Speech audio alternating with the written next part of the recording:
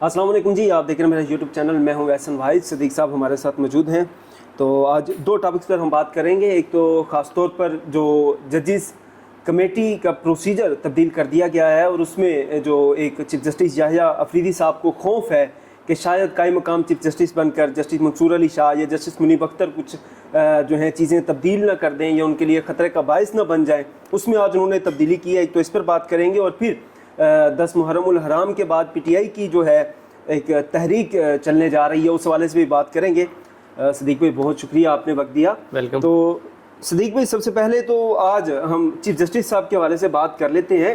کون سا ان کو اتنا خطرہ الحق تھا؟ مطلب 26ویں آئینی ترمیم سے آیا ہے، سارا سسٹم ان کے ساتھ، حکومت ان کے ساتھ، پھر بھی یہ ججز کمیٹی کے پروسیجر تبدیل کر دیے. دیکھیں، میں نے آپ کو آپ کے ساتھ انٹرویو میں نہیں، لیکن ایک انٹرویو میں نے بتایا تھا کہ حکومت نے جو ہے فیصل عباس خیر صاحب کے ساتھ کسی کے ساتھ انٹرویو میں بتایا تھا کہ حکومت نے اپنے حامی ججز کو کہا ہے کہ آپ نے چھٹیوں پر نہیں جانا اور چھٹیوں پہ ملک سے باہر نہیں جانا. یعنی آپ پاکستان کے اندر رہیں، چاہے کراچی میں رہیں، کوئٹہ میں رہیں اور لاہور میں رہیں، کیونکہ اس وقت آپ دیکھیں نا کہ جو آئینی بینچ کے ججز ہیں وہ حکومت کو مخصوص نشستیں دینے کے بعد، اپنی 27ویں آئینی ترمیم میں اپنی عمریں بڑھوانے کے بعد، اپنی عمر ریٹائرمنٹ ایج جی باقی تو اللہ نے لکھی ہوئی عمریں، یہ ابھی یہ جو قانون سازی ہے نا، ان کا بس نہیں چلتا. ان کا اگر ان کے پاس یہ کچھ چیزیں اللہ نے اپنے پاس رکھی ہیں، اگر اللہ کے ہاتھ میں نہ ہوتی اور یہ بھی کوئی زمین کے کسی خدا نے فیصلہ کرنا ہوتا تو یہ اس وقت کوئی ایسی آئینی ترمیم کر دیتے ہیں کہ اگر خدا نہ خواستہ امین الدین خان صاحب فوت بھی ہو جاتے ہیں یا یہ قبر سے یہی چلائیں گے، آئینی بینچ کو یہی چلائیں گے. اور یحییٰ افریدی صاحب جو ہیں وہ اگلے 30 سال تک، یعنی جب نواز شریف کے بعد مریم نواز کے بعد ان کے بچے، ان کے بعد ان کے بچے، اگلی ان کی 3 نسلوں تک جو اقتدار جب تک ان کے پاس رہے گا تو یحییٰ افریدی صاحب ہی چیف جسٹس پاکستان رہیں گے. اگر اللہ تعالیٰ نے لمبی زندگی دے، لیکن 10 سال بعد، 15 سال بعد، 20 سال بعد اگر وہ ہم سب نے جانا ہے، کسی کو نہیں پتا اپنی عمر زندگی کا کس نے کب چلے جانا ہے، تو اس دنیا سے چلے بھی جاتے ہیں تو وہ قبر سے بھی چیف جسٹس پاکستان ہوں گے. شریف خاندان کی اگلی 4 نسلوں تک. ان کا بس نہیں چل رہا. اگر ان کا بس چلتا ہوتا تو یہ بھی کر دیتے، کیونکہ ان کو شریف خاندان کو اور اس نظام کو دیکھیں، ہم کیا سمجھتے تھے؟ ہم غلط تھے. ہم سمجھتے تھے کہ قاضی فائز عیسیٰ اس عدالتی نظام اور پاکستان کی عدالتی تاریخ کا آخری گھٹیا، مکروہ، نیچ، غلیظ اور خبیث انسان ہے. ہم غلط تھے. ہمیں لگتا تھا وہ آخری ہے، اس کے بعد نہیں ہے. یحییٰ افریدی نے آپ کو غلط ثابت کیا یا جس نے بہت سے لوگوں نے غلط ثابت کیا. میں یہ کہہ رہا ہوں کہ ہم یہ سمجھتے تھے کہ قاضی آخری ایسا گندا کردار ہے. اب اس کے بعد کوئی ایسا گندا کردار نہیں آئے گا. اب تو آپ جدھر نظر دوڑاتے تو آپ کو قاضی نظر آتا ہے، جدھر نظر دوڑاتے ہیں آپ کو قاضی فائز عیسیٰ نظر آتا ہے.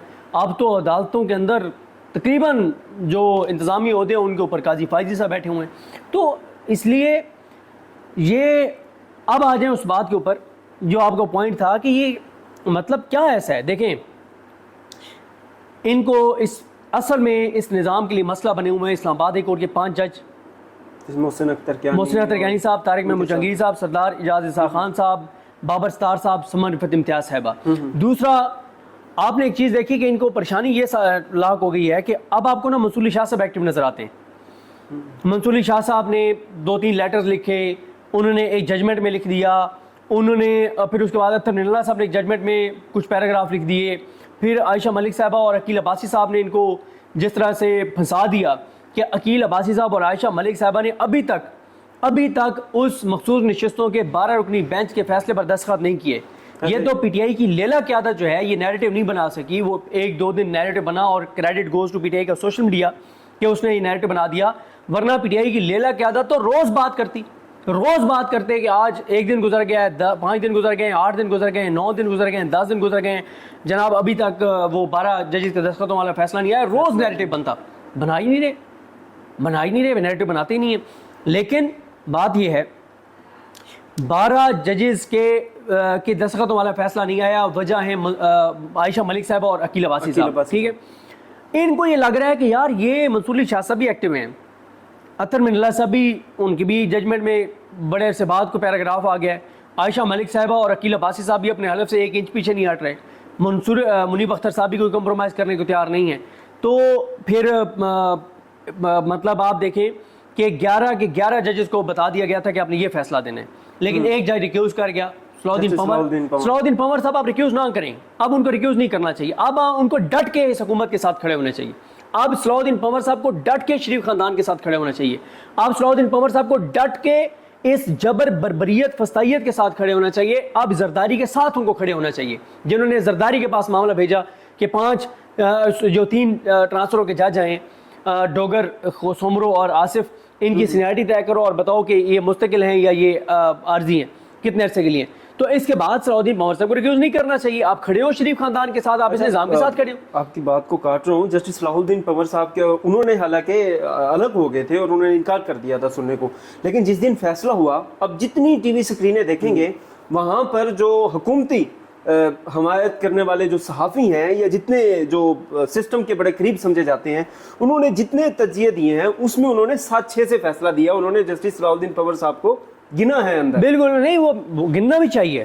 صلاح الدین پنور صاحب کو آپ یہ ڈرامے نہیں کرنے چاہیے کہ آپ ڈرامہ کر رہے ہیں, آپ ریکیوز کر رہے ہیں. یہ ڈرامے اب پاکستانی قوم میں شعور آ چکا ہے. عمران خان نے پاکستانی قوم کی آنکھوں کو آپریشن کر دیا ہے. پاکستانی قوم کو 3 سال پہلے تک جو چیزیں نظر نہیں آتی تھیں آج وہ پاکستانی قوم کو نظر آتی ہیں. اس لیے صلاح الدین پنور صاحب کے ان ڈراموں سے کچھ بھی نہیں ہوگا. بات یہ ہے کہ ان کو یہ اب ڈر پڑ گیا ہے, ان کو خوف پڑ گیا ہے کہ یہ 5 جج بھی پیچھے نہیں ہٹ رہے, سپریم کورٹ کے جج بھی ایکٹیو ہو رہے ہیں. تو جسٹس ضیاء خان صاحب, آپ کو پتہ ہے میں تو بار بار کہتا ہوں یہ پی ٹی آئی جسٹس ضیاء خان کا نام نہیں لیتی. کیوں بھائی؟ ان کے بڑے بڑے وکیل جو ہیں انہوں نے پریکٹس کرنی ہے, ان کے پاس کروڑوں کے کیسز ہیں, ورنہ سب سے بڑے جو کچھ پی ٹی آئی کے ساتھ ہو رہا ہے اس کی ذمہ داری جسٹس ضیاء خان آفریدی ہیں. سب سے بڑے وہ ذمہ دار ہیں. امین الدین خان تو دوسرے نمبر پہ ذمہ داری آتی ہے ان کے اوپر, پہلی ذمہ داری جسٹس ضیاء خان آفریدی کی آتی ہے. عمران خان کا عدلیہ میں اس وقت اگر کوئی نمبر 1 دشمن ہے نا, نمبر 1 دشمن وہ جسٹس ضیاء خان آفریدی ہیں.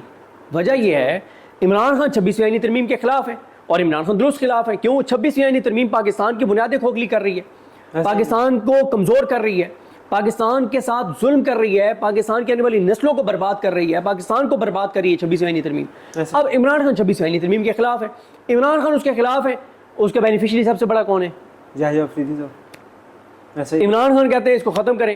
اس کا مطلب کیا ہے کہ جسٹس ضیاء خان آفریدی کو فارغ کریں, ان کی سیٹ چلی جائے گی, ان کی سیٹ چلی جائے گی. لہٰذا عمران خان کے جو نمبر 1 دشمن ہے اس وقت عدلیہ میں وہ جسٹس ضیاء خان آفریدی ہیں. نمبر 2 ان کے دشمن پھر امین الدین خان, پھر محمد علی مظہر, حسن اظہر رضوی, مسرت ہلالی, علی باقر نجفی, عامر فاروق, ہاشم کاکڑ, یہ پھر بعد میں آتے ہیں. جمال خان مندوخیل یہ بعد میں آتے ہیں. ٹھیک ہے, نمبر 1 جسٹس ضیاء خان آفریدی ہیں, پھر یہ آتے ہیں. ان سب کو تبکی بھی جو ہے وہ جسٹس ضیاء آفریدی صاحب کی انہی کی ہے. اگر جسٹس ضیاء خان آفریدی صاحب اپنے حلف سے وفا کرنے والے ہوتے تو پہلی بات تو یہ ہے کہ ان کو یہ عہدہ لینا ہی نہیں چاہیے تھا, ان کا بنتا ہی نہیں تھا. ان کو نہیں نظر آتا 26ویں ترمیم کیسے ہوئی ہے, کس طرح سے ضمیر خریدے گئے ہیں, لوگوں کی خواتین کو اٹھایا گیا, ان کی بیٹیوں کو اٹھایا گیا, جس طرح سے 26ویں ترمیم ہوئی ہے. دوسری بات یہ انہوں نے نہیں نظر آ رہا, ان جب وہ کمیٹی ایگزسٹ کرتی تھی جس نے یہ فیصلہ کیا کہ نومبر کے شروع میں ہی انہوں نے کہا کہ فل کورٹ کے سامنے 26ویں ترمیم لگائے, نہیں لگائی انہوں نے. تو وہ منٹس بھی جاری نہیں کیے تھے. جسٹس منیب اختر اور جسٹس منصور علی شاہ نے جو فیصلہ کیا تھا فل کورٹ تشکیل دینے کے حوالے سے, منصور علی شاہ صاحب نے اسے ٹھیک لیٹر لکھا نا. اچھا, اس میں خود گئے بھی نہیں تھے اور نہ ہی اس کے منٹس جاری ہونے دیے تھے, نہ اس پر عمل درآمد ہونے دیا گیا. ایسے ہی ابھی بھی دیکھیں, بالکل ٹھیک کہہ رہے ہیں منصور علی شاہ صاحب کہ جب سے justice Zia Khan chief justice Pakistan بنے ہیں آج کے دن تک وہ اہم ڈاکومنٹ جاری نہیں کیے جاتے جو جوڈیشل کمیشن کے اجلاس سے متعلق ہیں, ان کے منٹس ہیں, جاری نہیں کیے جاتے. کیوں نہیں جاری کیے جاتے؟ سچ سامنے آ جائے گا, حقیقت سامنے آ جائے گی. یہ جو ججز کمیٹی کی پروسیجر کا تبدیلیاں کی گئی ہیں, 29 مئی کو اجلاس ہوا ہے, اس کے بھی کوئی منٹس جاری نہیں ہوئے ابھی تک کہ کون سے ججز تھے, جسٹس منصور علی شاہ کا وہاں پر کیا ٹیک تھا, یا جسٹس امین الدین صاحب جو اسی کمیٹی کا حصہ ہیں اس حوالے سے کیا ہے, کوئی بھی منٹس جاری نہیں ہوئے. بالکل منٹس جاری, بالکل آپ ٹھیک کہہ رہے ہیں, منٹس جاری نہیں کیے جا رہے اور ساری چیزیں بند کمرے میں ہو رہی ہیں. جسٹس ضیاء خان صاحب, زرداری, نواز شریف, شہباز شریف, بلاول, مریم, یہ سارے مل کے اور آپس میں کوآرڈینیشن کے ساتھ فیصلے کر رہے ہیں. اور اب آپ دیکھیں نا کہ یہ مریم نواز کے بارے میں حسنات ملک صاحب نے بتایا کہ مریم نواز نہیں چاہتی کہ عالیہ نیلم صاحب سپریم کورٹ میں, تو وہی کیا جسٹس ضیاء آفریدی صاحب نے نہیں لے کے آئے ان کو. ٹھیک ہے, مطلب ہر وہ چیز جو مریم چاہتی ہے, جو نواز شریف چاہتا ہے, جو شہباز شریف چاہتا ہے, ضیاء آفریدی صاحب وہی کرتے ہیں. لیکن بات یہ ہے سر, آپ جسٹس ضیاء آفریدی صاحب کو کوئی چیز بنا دیں, آپ ان کی ریٹائرمنٹ ایج تا حیات کر دیں, آپ کہیں کہ وہ جب اس دنیا سے جائیں گے اس کے بعد 3 سال تک بھی ان کی قبر سے فیصلے ہوں گے، آپ کر دیں. کیا اس کے بعد کیا پاکستان کے لوگ اس ظلم، جبر، بربریت، فسطائیت اور جدیدیت کو قبول کر لیں گے؟ بالکل نہیں کریں گے. پاکستان کے لوگ ڈٹے ہوئے ہیں، پاکستان کے لوگ سرنڈر کرنے کو تیار نہیں ہیں. ہاں یہ ایک الگ بحث ہے کہ لوگ اس تعداد میں نکلتے نہیں جس تعداد میں نکلنا چاہیے، لیکن یہ بھی چیزیں کسی جب ٹریگر ہوں گی تو یہ لوگ نکلیں گے، یہ لوگ نکلیں گے. اچھا سر، اگر فائنلی ہم بات کریں تو ایک ڈر ابھی تک بھی موجود ہے چیف جسٹس یحییٰ آفریدی صاحب کے پاس کہ جسٹس منصور علی شاہ یا جسٹس منیب اختر یا ان کے جو ساتھی ججز ہیں جو ہم خیال ججز سمجھے جاتے ہیں، وہ کچھ نہ کچھ سپریم کورٹ میں کوئی تبدیلی لا سکتے ہیں یا ان کی کرسی جو ہے اسے خطرے میں ڈال سکتے ہیں. دیکھیں مسئلہ یحییٰ آفریدی صاحب کو اپنی کرسی کا نہیں ہے اس وقت یہ جو ان سے اختیارات لیے ہیں. مسئلہ یہ ہے کہ ان کو پتہ ہے کہ وہ کہتے ہیں کہ کہیں کوئی ایسا کیس نہ لگا دے کہ اس حکومت کا مینڈیٹ ادھر ادھر ہو جائے، کوئی ایسا کیس نہ لگا دے جس سے شریف خاندان کو نقصان پہنچے. یحییٰ آفریدی صاحب کو اس وقت کوئی ان کی عہدے کو ان کو کوئی خطرہ نہیں ہے. وہ اس وقت پروٹیکٹ کر رہے ہیں شریف خاندان کو، زرداری کو، اس نظام کو، اس جبر کو، اس بربریت کو وہ پروٹیکٹ کر رہے ہیں. ٹھیک ہے، کیوں؟ وہ پے بیک کر رہے ہیں نا. اس نظام نے ان کو تیسرے نمبر سے چیف جسٹس لگایا ہے تو وہ پے بیک کر رہے ہیں، اور وہ ان کی جو ہے وہ قیمت ادا کر رہے ہیں، اس کی وہ وفاداری جو ہے وہ اس نظام سے وفاداری کر رہے ہیں، وہ پے بیک کر رہے ہیں جس نظام نے ان کو نوازا ہے. لیکن جو کچھ جسٹس یحییٰ آفریدی کر رہے ہیں، جو یہ نظام کر رہا ہے، اس کی قیمت پاکستان اور پاکستان کی آنے والی نسلیں ادا کریں گی. ایسا ہی ہے. اچھا سر، پی ٹی آئی جو ہے ایک بار پھر دوبارہ سے تحریک جو ہے وہ چلانا شروع جا رہی ہے. محرم الحرام کے بعد علیمہ خان صاحبہ نے یہ کہا تھا، تو اس حوالے سے اب پی ٹی آئی کے حوالے سے آپ کے پاس کیا خبریں ہیں کہ کیا ہونے جا رہا ہے اور کس حد تک جو ہے وہ تحریک اٹھے گی اور کارکنان نکلیں گے، کس حد تک نکلیں گے؟ کیونکہ بہت سارے پی ٹی آئی کے لوگ ہیں، شیر افضل مروت صاحب بھی کہہ رہے ہیں جی گرمی ہوگی تو لوگ نکلیں گے نہیں. اس حوالے سے دیکھیں بات یہ ہے کہ تحریک چلانے کے نا بہت سے طریقے ہو سکتے ہیں. تحریک میں یہ بھی آتا ہے کہ آپ اویئرنیس ایک کمپین جاری کر دیں، شروع کر دیں، آپ روزانہ وائٹ پیپر جاری کرنا شروع کر دیں، آپ روزانہ 6-7 پریس کانفرنسز کرنے لگ جائیں، آپ عوام میں جانا شروع کر دیں، آپ لوگوں کو ایجوکیٹ کرنا شروع کر دیں، آپ ایکسپوز ان کو کرنا شروع کر دیں، آپ ان کو ننگا کرنا شروع کر دیں کہ یہ کر رہے ہیں. پی ٹی آئی تو اس وقت آپ کو کچھ بھی کرتی ہوئی نظر نہیں آ رہی. سڑکوں پہ آنا تو بہت دور کی بات ہے. پہلے تو وہ کہہ رہے ہیں جی سرپرائز ہے، سرپرائز جب آ جائے گا تو آپ بھی دیکھ لیں گے، ہم بھی دیکھ لیں گے. اگر وہ سرپرائز ہوگا تو ہم کہیں گے کہ بڑا سرپرائز ہے دیا.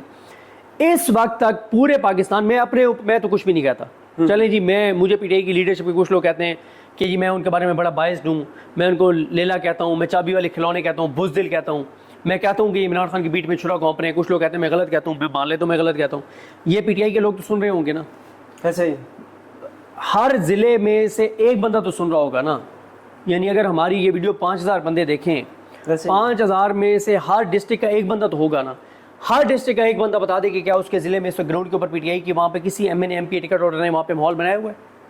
اچھا، وہ اسلام آباد ہائی کورٹ کے سامنے تو ایم پی ایس وغیرہ آتے ہیں. میں نے سر وہ بھی آپ دیکھیں، وہ بھی آپ کو پتہ چل گیا کہ اس کا اثر جسٹس ڈوگر پہ نہیں ہو رہا.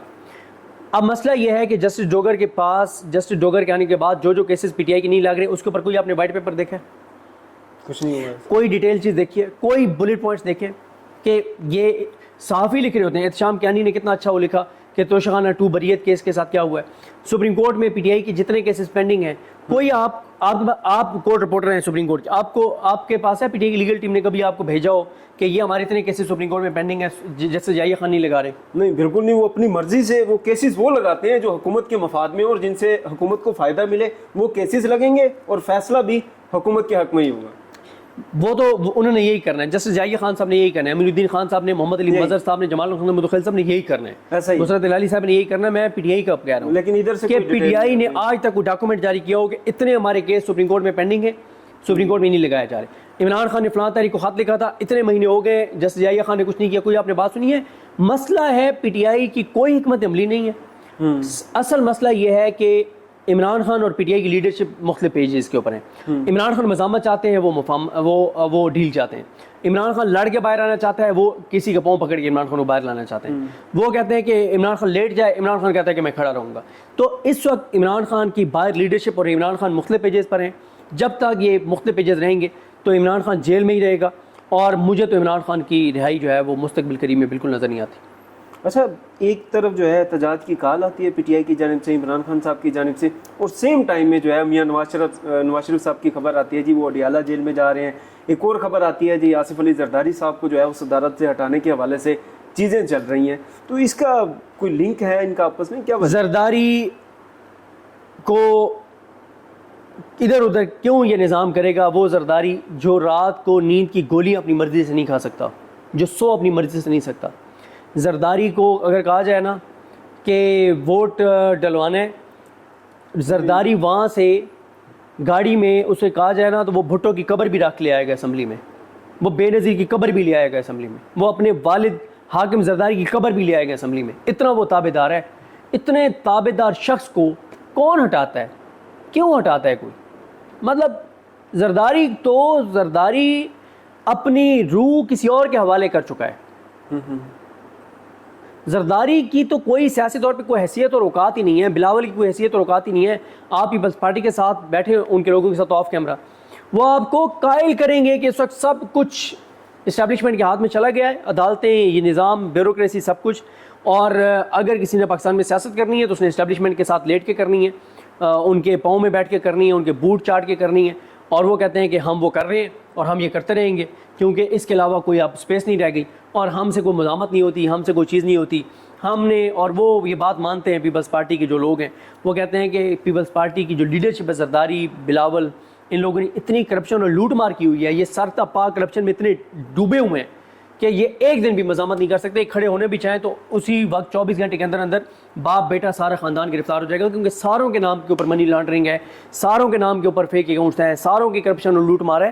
تو اس لیے زرداری کو مجھے نہیں لگتا کہ یہ ہٹانے جا رہے ہیں۔ نہیں، وہ کہہ رہے ہیں وہ ڈیل ہونے جا رہی ہے کہ بلاول بھٹو زرداری صاحب کو وزیر اعظم والی سیٹ پہ لے کر آئیں گے اور پھر ان سے وہ صدارت لے کر وہ بس اگر کوئی چاہتا ہے کہ پاکستان جو ہے اللہ نہ کرے اللہ نہ کرے اللہ نہ کرے وہ 2026 کے اندر ہی ٹوٹ جائے تو ٹھیک ہے، پھر شہباز شریف کی جگہ بلاول کو لے آئیں۔ شہباز شریف کے ہوتے ہوئے ابھی یہ ہے کہ لگتا ہے کہ ابھی سال 2 سال ہیں ہمارے پاس کہ اگر ہم نے اپنے اوپر رحم کر لیا یا لوگ کھڑے ہو گئے یا رحم کرنے والوں نے رحم کر لیا تو ملک بچ سکتا ہے۔ تو آپ بلاول کو لے آئیں تو کام جلدی ہو جائے گا جو 2-3 سال بعد ہونا ہے۔ چلیں صدیق صاحب، بہت شکریہ صدیق جان صاحب۔ تو یہ ہمارا انٹرویو تھا صدیق جان صاحب سے۔ آپ کی اس حوالے سے جو بھی رائے ہو ہمارا کمنٹ سیکشن حاضر ہے، ضرور آگاہ کیجیے گا۔